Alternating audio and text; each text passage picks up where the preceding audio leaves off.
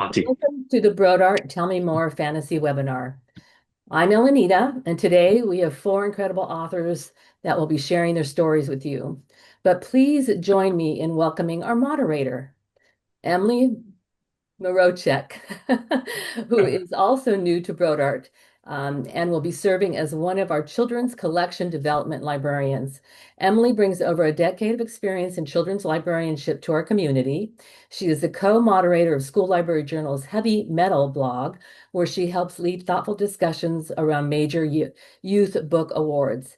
She has served on multiple award committees, including the prestigious Newbery Medal Committee. Beyond her professional accomplishments, Emily is a passionate advocate for summer reading. Last year alone, her kids took part in 10 different summer reading programs. So over to you, Emily. Hello, thank you so much for the fun introduction. And I am so excited to be here. I have been immersing myself in fantasy this week and really enjoying the escape into a little bit of some dark world that these authors created for us. Definitely dark, but also just really, really mysterious and so many amazing stories that you can really get lost in and that we're so excited to share with you today. So our first author I'm so happy to introduce is Tracy Wolff. She is a #1 New York Times, International, Wall Street Journal, a best-selling author. You may know her for the Crave series, and today we're talking about Aftermath.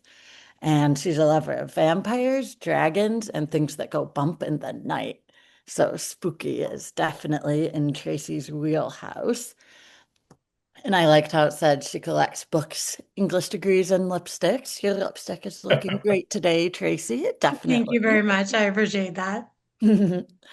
And her lifelong love, since she read her first romance, is writing books, and she has written so many variety of genres. And this is a little bit different than usual, going middle grade, but we have some amazing titles I can't wait to read about. And now, here's to you, Tracy. Can you tell us a little about your book? Absolutely. Hi, I am Tracy Wolf, and I wrote The Aftermath.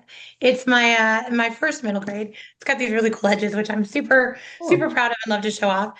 It's my very first middle grade, and I was so incredibly excited to kind of throw my hat in on this genre because there are such brilliant writers working in it. And I've had a story in my head for a long time. And that is the story of 13-year-old Penelope Weaver, who her entire life is known she's going to go to Anaximander's Academy, which is an academy kind of patroned by 5 Greek gods and kind of dedicated to the Greek gods based on logic and storytelling and all kinds of really cool things. It's divided into 5 houses, 5 halls, and it is Athena, Aphrodite, Zeus, Poseidon, and Hades. She's always known she's going to be an Athena girl. Her parents are Athenas. Her grandparents are Athenas. Her great grandparents are Athenas. Her twin brother Paris gets sorted into Athena when they get there. But much to her dismay, after many things go wrong, on her very first day, she ends up actually put into her least favorite hall, Aphrodite Hall, which is filled with glitter and love and fun and a lot of the things that she as an Athena have never really thought of as important. But as she kind of starts making friends, starts learning what it is to be an Aphrodite girl, she finds out that maybe love and empathy and a bunch of other things are just as important as wisdom and war and a lot of the things that strategy that she'd been trained in or thought she was going to be trained in when she got to the school. The campus itself is named after Anaximander, who was one of the first Greek philosophers. Sorry, my voice, I'm recovering from the flu. Who was one of the first Greek philosophers. And he actually introduced the concept, well, he called it the boundless, but we call it infinity now. And I kind of loved the whole logic that went along with that. So the entire school is actually works like a Rubik's Cube. Every morning, the students wake up, there's one side of like the cube that is above their bed, and it is shifted overnight. And they have to, based on what they have above their head, have to figure out where the cafeteria is if they want to eat, or where their classes are, or where their friends' halls are, or all those things. Or they're late to class and all that other stuff. Each book actually takes on a different myth. And if you look at the cover of this one, right, it's got Pandora's box on it. And one of the reasons I wanted to take on these myths is I've loved Greek mythology since I was very young. I remember I curled up on the couch next to my dad one day when he was watching like the very old school Clash of the Titans, and he started explaining it to me, and I was like all in from that moment on, right? Like Andromeda, the Kraken, Perseus, you name it. But as I started to like grow older and study more, I realized that a lot of these myths, well, one, they don't reflect very good on the gods, and two, they're very misogynistic and a lot of other things in nature. And I kind of wanted to take some of them on. So this book particularly takes on Pandora. And if you like know, I assume you all know about the myth, but right, the whole thing was Pandora was created by two Greek gods, Zeus, who went to Hephaestus and said, "Hey, I really want to punish these two male titans," right? Prometheus and Epimetheus. Prometheus largely for stealing fire from the gods.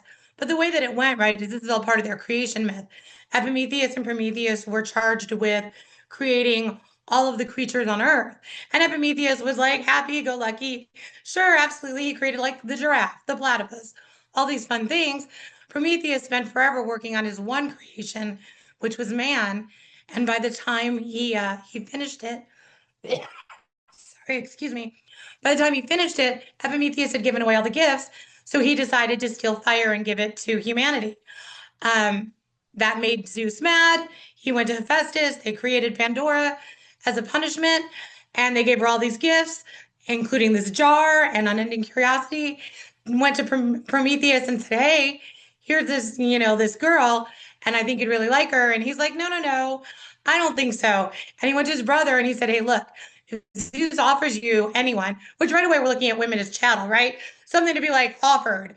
Um, and if he offers you a beautiful woman, tell him no, you're not interested because this is going to be trouble.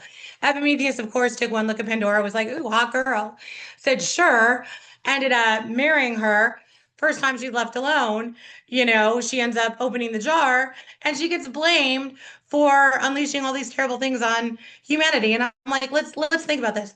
Two male titans did something that pissed off two male gods, and now a woman is blamed for all of it. And that seemed like total BS to me. So I like wanted to take that on. And as Penelope, also known as Ellie in the book, starts learning more and more about this myth and untangling it as she goes through her semester at Anaximanders, um, she starts realizing that, you know what, this isn't necessarily right either. She also realizes that she has a power that hasn't been seen in a very long time. She's a myth weaver, which means she can actually change things. So she does. And I think that I don't know. I really enjoyed writing it.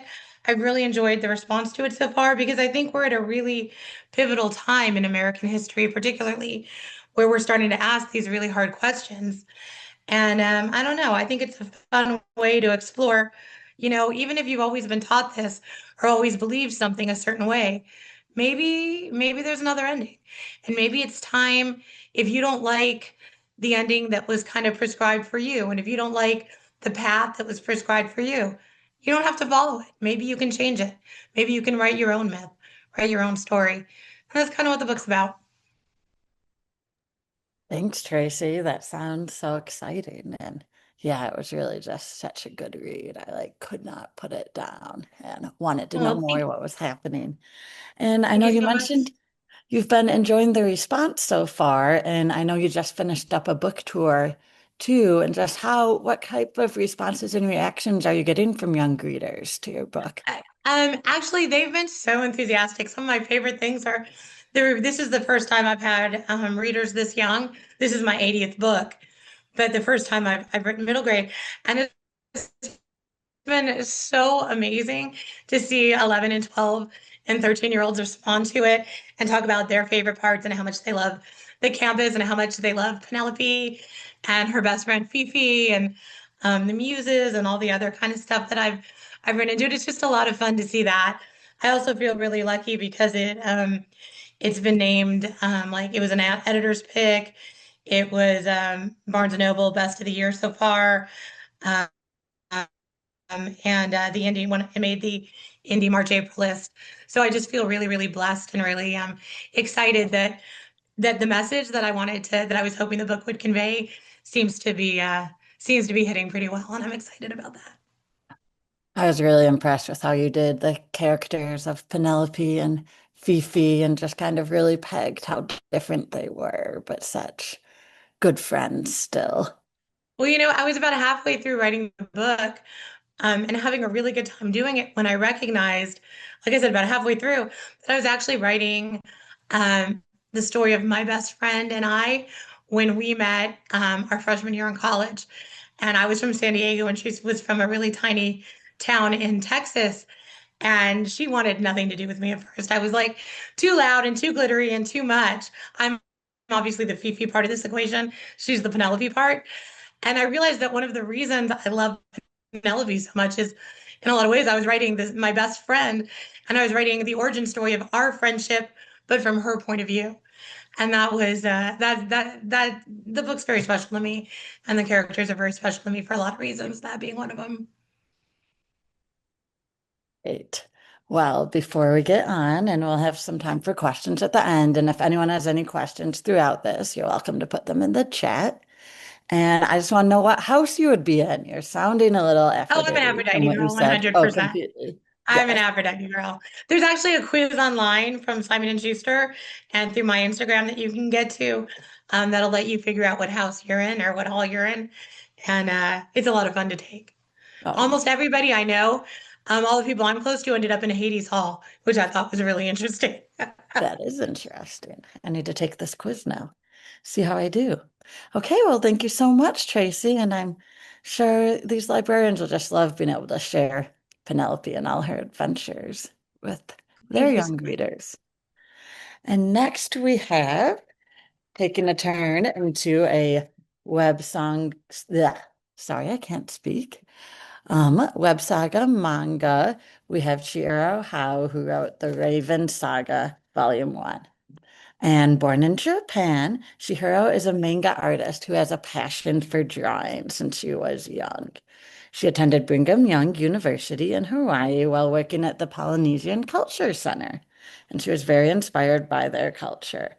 And she worked as a resident artist, making educational manga about art for children, which sounds like such an amazing way to learn about art. And now this is her first manga on Webtoon, and she lives in Oregon with her husband and two children. And she's going to talk to us about the Raven Saga. Welcome. Hi. Sorry. First, English is my second language, and then when I get nervous, I start speaking Japanglish. So forgive me if I sound weird. But okay, Raven Saga. This is a book I've been working on, or story I've been working on since when I was in Hawaii, actually. Long time. It's a story about this girl when she lives in the middle of the forest with her grandmother, um, where her grandmother, she has this like magical force field around that area, concealing her and Wen from the world. And Wen is this like very curious girl who, grow up learning about the world through books that her grandmother brings back from towns. And she's reading it and she dreams of exploring the world one day. And but her grandmother forbids her from leaving because it's dangerous out there. And then but one day this little star, like a light, you see on the cover of the book, but this light thing comes and she's kind of like uh, goes into a trance and like follows it out of the um the barrier, and that kind of causes all everything to start happening. there's this boy who comes with the ravens who detects people using magic, and he kidnaps them for his master, who is kind of collecting magic from magic users. And because her grandmother uses magic, she gets kidnapped. And and then there's this um, mysterious boy she meets in the woods, who she helps. She decide to go out into the world with him to go and find her grandmother and rescue her. And it's basically a story about how she kind of finds out about the world, experience the world firsthand, meeting people, friendship, love. Um, like it's based on fairy tales. I grew up loving fairy tales, so this world is filled with elements from fairy tales, in characters too. Like for example, Wen is based off of the princess from the story Seven Ravens from the Grimm tale, and then the boy she meets, the prince, he's based off of the Happy Prince, but by Oscar Wilde. That's not fairy tale, but so each of the characters that she meets is elements of fairy tale characters in its story. And um so yeah, so she learns to um that it's not always cupcakes and rainbows like in books, but there's some darkness. But she learns to overcome it, trust people, find um, how do you say that in English? Allies. Um, and um, yeah, I kind of wanted to show how strong people can be with the right, not resources, but right mindset, right people. And I have gotten comments from readers saying how they read it when they're feeling down, and they feel better when they read it, and then which is great because if I can make people happy, that's kind of what I like to do. So yeah. Well, thank you so much, Chihiro. And I love how you said that your readers can like it while they're reading down. And I think feeling down, and I think that's something so important for middle grade readers to have something they can escape into. And I know I'm still struggling with that cliffhanger ending, though, completely. And then when I was reading about you earlier, I did see that this is published as a web comic, and I want to know, is the web comic the same then as the print version, or are you changing anything? The story hasn't changed. They changed the format. It's originally a webtoon, which is like a vertical scrolling one.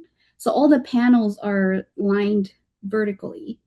So a designer, went in and kind of rearranged it to fit into like a traditional page format, which I thought they did a very good job converting it. But yeah. So you made the images through Webtoon and then it was like converted after. Mhm. Okay, great. So we can go on the Webtoon and find out what happens. Is that what I'm hearing too? Yes. Well, it's on Webtoon. It's not finished yet either. Sorry, my cat. It's All um, good. um, there are 2 seasons currently on Webtoon. Third season I'm working on right now, which I will be posting elsewhere. In about 2 years. They still have a contract, exclusive for Webtoon, and until that's done, I can't post it anywhere. But it's ongoing, so you can keep reading. And you'll have more print books too Yes. as we learn what happens.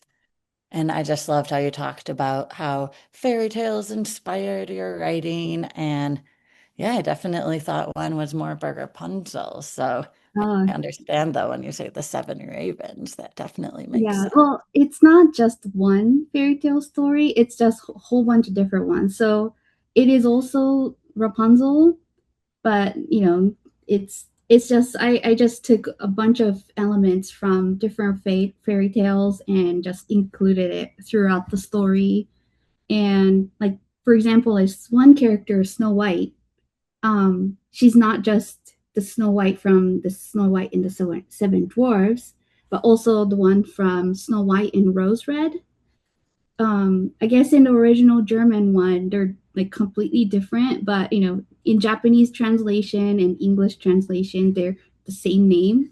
So I just combined the two. So she has a sister named Rose Red, but then her family lives in an apple orchard, and they have like seven helpers, that work there, kind of thing. Just a whole bunch of fairy tale elements. And yeah. Well, that's awesome. And that can really resonate with young readers too. I always love seeing the fairy tale connections and seeing all the different versions of everything. Um, Another thing I saw when I was reading is that you have a special editor in the ways of your little sister. Yeah. And I don't know if you could talk about just how you work together, you do such a great job with this book in English, and I thought it was great. So Yeah. thank you. So well, we actually moved to the States when back in like early 2000, like late 90s, early 2000. Um, I was already, in middle school, which means, I grew up speaking Japanese, but my youngest sister, she's, sorry, Oh, she's 7 years younger than me. So she was very little when she came here. So her first language is actually English. So we're kind of, same family, but it's a little different. My first language is Japanese, but hers is English. But so um, I I don't want to be like negative about Webtoon, but my editor weren't able to do any editing work for my English. So my sister who loved the series, she's like, I can do it. So I'm like, okay. So every episode, I would send it to her, and then she'll read it through, fix and edit the English, proofread my English, and yeah. well, it looks great, and it's great to have connections and people you can work with. So, well, thank you so much. It's such an exciting story, and just really excited to see where we go with everyone. Thank you. And now we will move on to our next author, Matt. And I was practicing my pronunciations. Eicheldinger, which is, yes, the German word for tree thingy, meaning the Well tip of done. the acorn. Yes, you got it. I was very excited about that Yeah, nailed fun it. fact. Oh, and did I go in the wrong order, Elenita? Sorry. No, just my buttons aren't working properly. Oh, okay. So I'm All good. all over the As place. long as we're all on the right page, all is well. Yeah. Okay. Well, as you see, his most recent novel is When the Rain Came, which is his longest story to date, and a little out of what he normally does, going into a young adult dystopian novel. But Matt spent a long time writing and a lot of persistence as he received many rejection letters, which is, I know, many authors can identify with, but kept working, which is so good because we're so happy that young readers can hear your stories and be able to reach them. And this is, he started this is young adult dystopian, and that's a little different than some of the heavier novels and other things that he seems to have. But I'd love to hear more about how you started this story and exactly what's behind it, please. Thank you. Sure, yeah. And just to clarify, the story of perseverance doesn't deal with this book. I wrote a book when I was 21, spent 15 years trying to get that published, and then it was picked up a couple of years ago, which has transitioned me out of the classroom. I've been a sixth grade language arts teacher my entire adult life, and so it's really cool to be on this side of the industry and see the how books get into classrooms and into libraries. It's been super insightful, and if I go back to the classroom, I'm coming back in with a lot of new knowledge, which is fun. So this is a little bit different from what I do. This book is called When the Rain Came. It's a YA dystopian series. However, if there's a single sentence that might summarize the book, it's something that someone said to me after reading it, which was, if Mr. Rogers wrote a dystopian novel, it might look something like this. Most of the content that I've put out deals with memories and finding the importance in small moments. And I've done that through a variety of different books in my first couple of years as an author. But this, as it's a dystopian novel, would seem different, but it really isn't different from anything that I've done. The story follows a 17-year-old girl named Aurora, and she's been bounced around foster families her entire life. And she ends up joining this older, wealthy couple named Nico and Jada. And she begins to feel like these could be the people that she's been waiting for, right? Finally, a family that she can hold on to. However, after only staying with them for a couple weeks, it begins to rain across the entire globe. And she quickly learns that her foster parents are actually doomsday preppers who have been waiting for an event like this. They've been waiting and gathering things, and their persona just suddenly changes. And as the reader, you're actually put into this a month into Aurora's journey living with them. So it's filled with flashbacks to her arrival and the things that her foster parents start to train her on as the world begins to flood, things like medicine, food preservation, medical, throwing a hatchet, all these other stuff, as well as like the state of the world. But as the flood continues to rise, she wakes up one day to see that her foster parents are gone. She doesn't know if they've ditched her, if they were taken, or maybe something worse. And she is only left with a single clue and then is forced to leave the house. And she enters into this journey of survival. She travels across like new landscapes in her state and outside her state. But really, this is a story of what does it truly mean to be a family. The entire story, in fact, isn't that long. Not just word count, but I mean like her story. In this book, you spend about 2 weeks with her in total.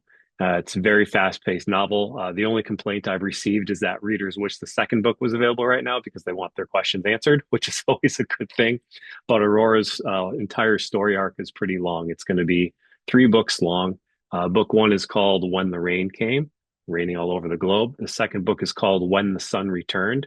The water has receded and now it's hot across the entire earth. And then the third book is When the Land Grew, and the earth is starting to grow things again, but not like anything you've seen before. But even though this is a dystopian novel, there are certainly some intense scenes, but it's very much a story of what it means to be family.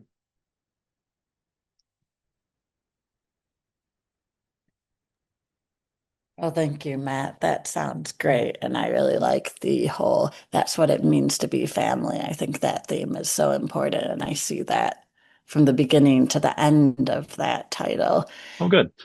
Definitely.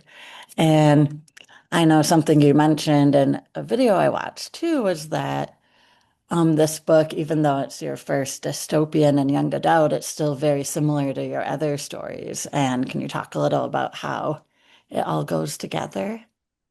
Sure. So I think the video referring to might talk about more of my social media. So I have had like about 100 million views in the stories that I tell online. I tell true stories from my time as a teacher.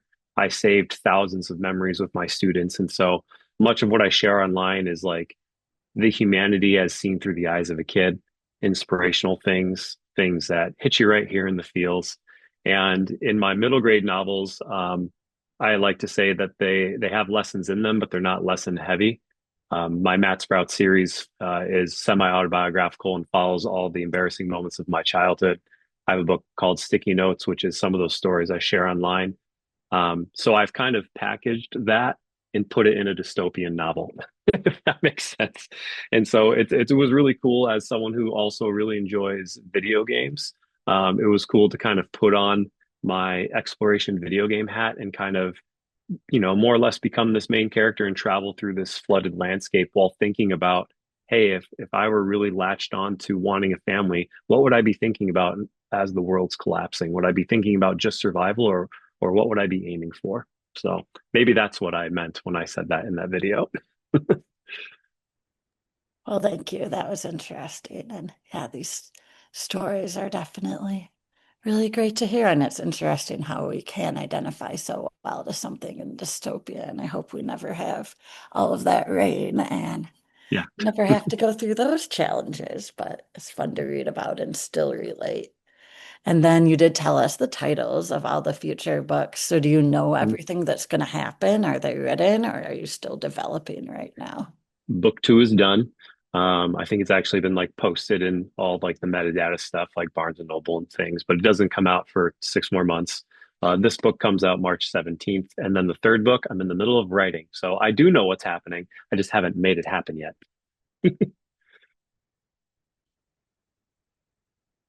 And just as this was your first dystopian, how was this different than writing other of your titles? And what was that process like for you? Oh man, well, I'd love to talk to Tracy because it sounds like this is maybe her area of expertise is like writing for older audiences.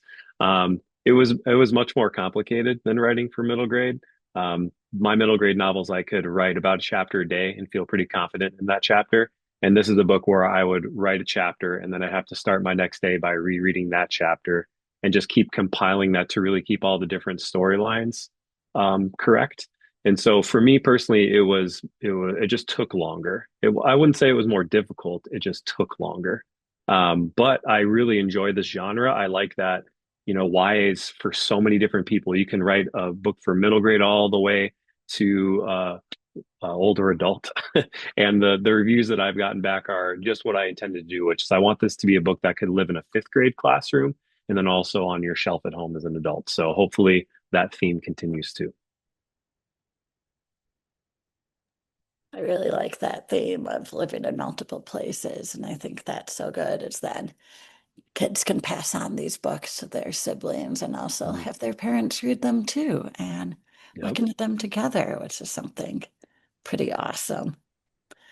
And just when you are talking to people and answering questions about this book, what is the most important part of it to you? What is your favorite part of this novel? Um, it's a good question. Um, I mean, I could pick a scene, I could go back to like the theme. I guess for me as the writer, I really enjoyed exploring a world that I created. I've never had to do that before. In my Matt Sprouts books, it was my childhood, so I can easily memorize that, right? But to create a whole new world, um, that's also flooded. And I'm not the first person to flood the world as an author, by the way. Been done before. But what I wanted to do is do this in a way that's centered on the child. I've been a teacher my whole life. Everything I view is through the eyes of a student. And so I really wanted to see what would this be like through the eyes of a kid. And so you wouldn't be surprised. Aurora is going to meet other people. And spoiler alert, there's another kid that comes. And so I think what I've done is just tried to tone down dystopian a little bit by showing it to you through the eyes of a kid. And so one of my favorite scenes is when Aurora is actually forced to leave the house. I won't say why or when, but it comes early and it's a moment where all of a sudden she has to grow up really quickly. And I think I captured that well. Or maybe I didn't. Who knows? You did. I'm Oh, thank clearly you. an expert, but you captured it very well. Okay, good. Definitely. And then that capturing that brings me to my last question is the themes of family are so important and Yeah. Aurora is a foster child and just how did you decide to write it from that perspective and figure out just getting that angle into the story, something that's so important to it. Yeah, that's a good question. So something else that was really different for me is the protagonists of the books that I've written that were middle grade were me, right? It was me in like a cartoon form, and so it was really easy to identify with. Um, and I think most authors can relate to what I'm about to say. This story just came to me. I don't really have a good reason why. I was sitting in our camper and it started pouring rain, so that's where the rain came from. And then the first person I thought of was a former student that I had, not named Aurora, but in a very similar situation of having bounced around. And my brain just merged the story together. And I feel very lucky that the things that I've put out into the world have all come from moments like that where I'm not doing anything and the idea just comes and then I get to write it. Um, I wrote the I wrote all three book plots in a single sitting in that camper in less than an hour. And it just feels good to take an idea that comes that strongly and just run with it and then see it get put on a shelf because there's been other ideas too where where I felt that passionately, but they don't end up going anywhere. And so I hope that this book captures the same feeling that I had when I wrote it.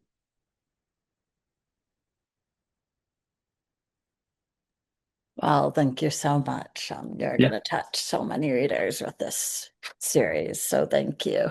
Thank you for your questions. It was a good book tour prep. I haven't had to talk about this much, so appreciate it. Getting you ready. Yeah, yeah, training. Thank you. Great. So now our final author today is David Elliott.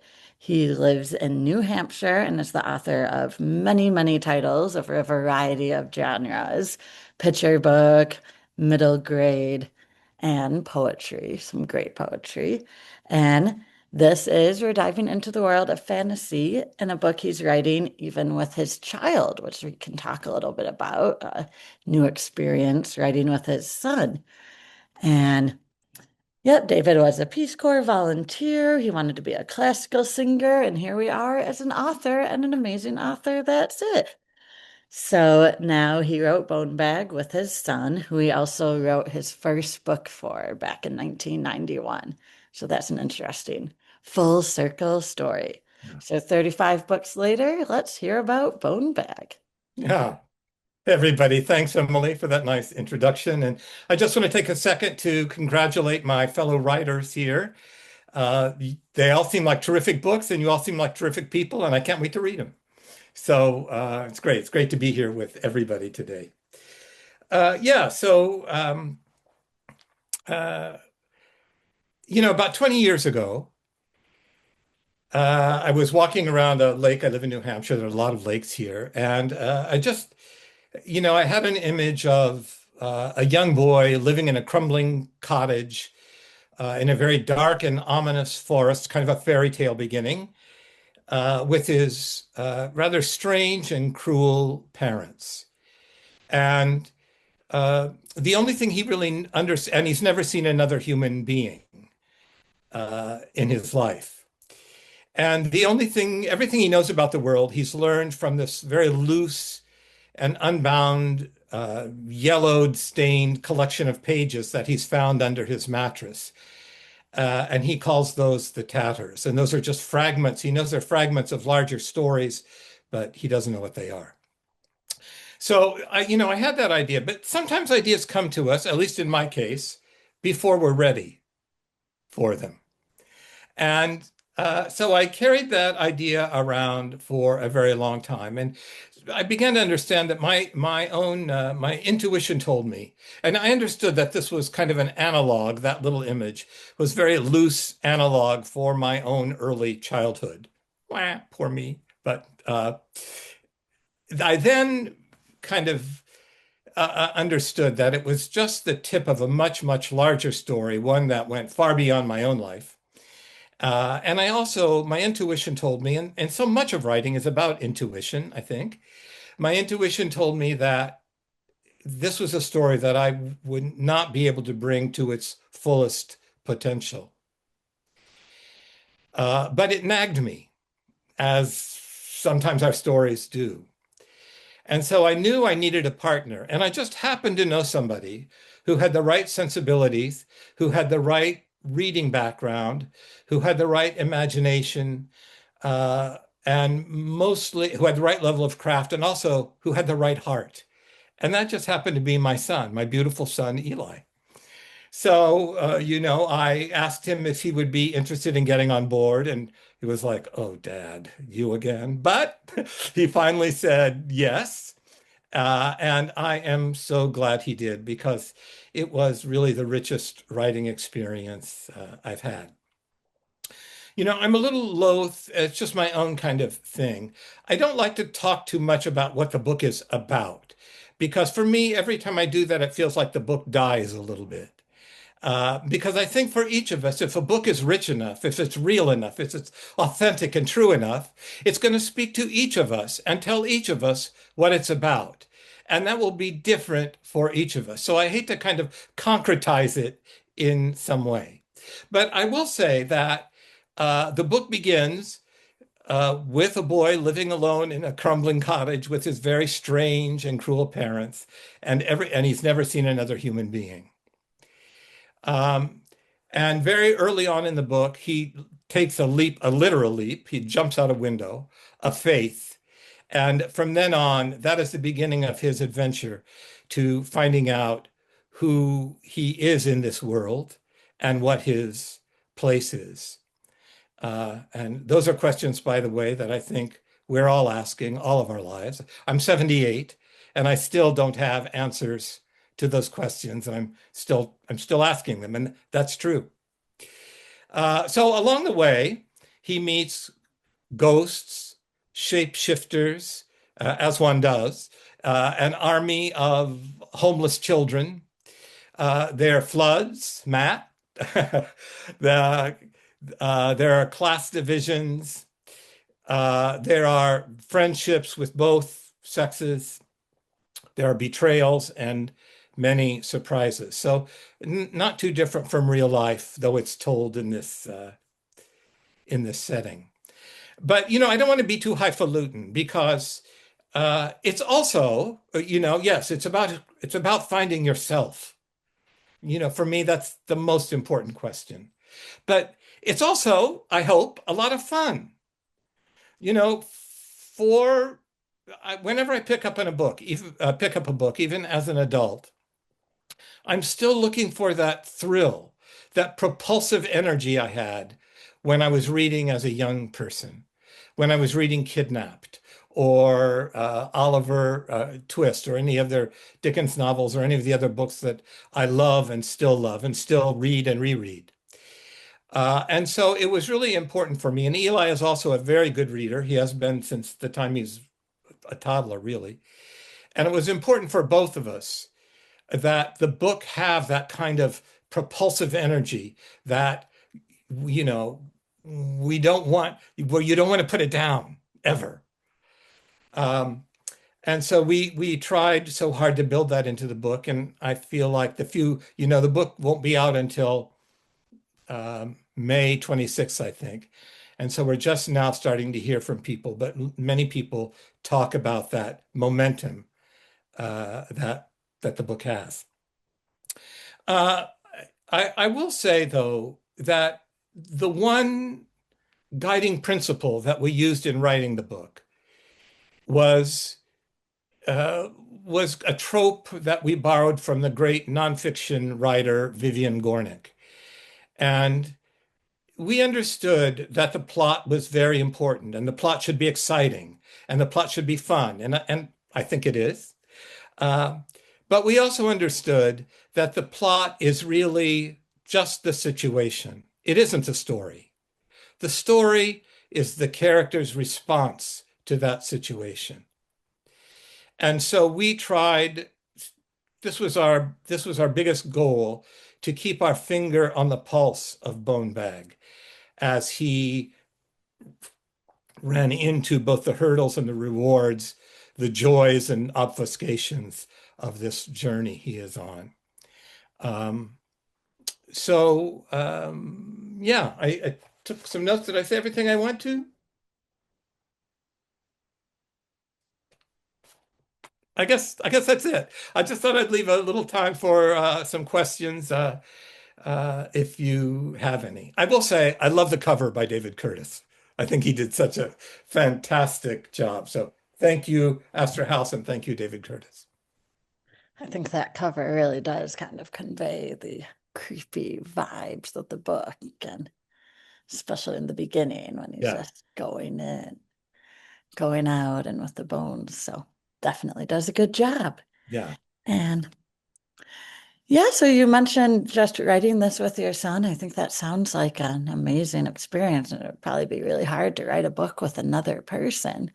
But has he written other books then too, or? He has not, though he is now, right, he's always been kind of a closet writer. So I think he's now out of the closet and he's now working on his next book. And, writing that book with him, I love this quote from E.L. Doctorow, who said, writing a novel is like driving a car at night. You can only see as far as the headlights will allow, but you can make the whole trip that way. And I love that quote because it's so encouraging, because you can make the whole trip that way. Hooray. But it also talks about the difficulty of writing, in that you can only see as far as the headlights will allow. Uh, and so, which implies it implies so much faith in writing. You have faith in yourself, but you must also have faith in the story and what it wants to be, and get out of the way. But in this case, there were two drivers, and so the amount of trust and the amount of faith was kind of exponential. I had to trust my son. He had to trust me. We had to trust the story. And just as a father, I had to trust myself not to grab the steering wheel all the time when he was at right. And I'm so glad I did, because he often got us to the right place. That's great to hear. Yeah. Definitely. Um, and yeah, I know you talked earlier in your introduction about the tatters and kind of the little bits of the pages and the characters. And that's something when I was reading, I really enjoyed trying to figure out what classic story you were talking Oh, about. And yeah. don't want to spoil it for everyone, but you definitely will know the characters from the tatters and the stories. That's so sad you only got to read part of these stories. But just how did you decide like what to use for those and how to convey those characters? Well, again, I taught creative writing at Lesley University for 20 years. And one thing I often said to my students, even though, it was so hypocritical because it's so hard to do myself, was get out of the way. Nobody's interested in your ideas. The only thing that's important is what's on the page. That's the important part. Um, and so the story, I know it's the kind of writing talk I hate, but I don't know how else to say it.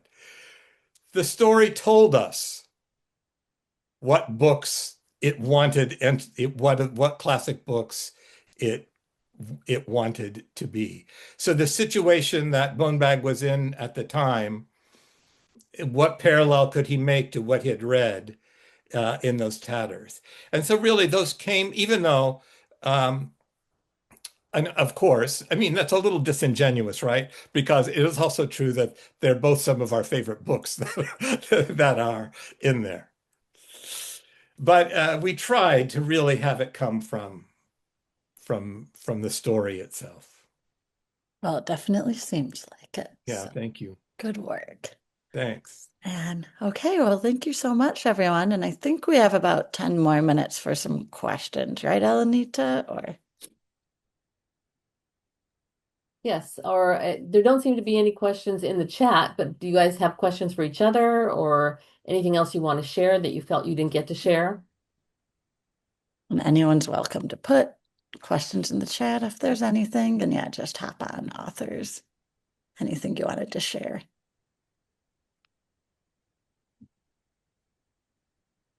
Okay, Okay. I guess we're done. So thank everybody. I'm going to stop recording. Whoops, whoops, whoops, whoops. And thank you to your publishers for participating and having you come on. This has been great. Books can be bought through Brodart, obviously, and we look forward to seeing the next project that you do. Thank Thank you. you so Thank much, you. everyone. Thanks so much. Thanks, everyone. Take Yeah. care. Bye, everybody. Good luck. Thank Bye-bye. Thanks, you you as so well. much. Bye. Thank you. Really lovely hearing about your books. Take care, everybody. Yeah, yeah. Bye. Bye-bye. Okay.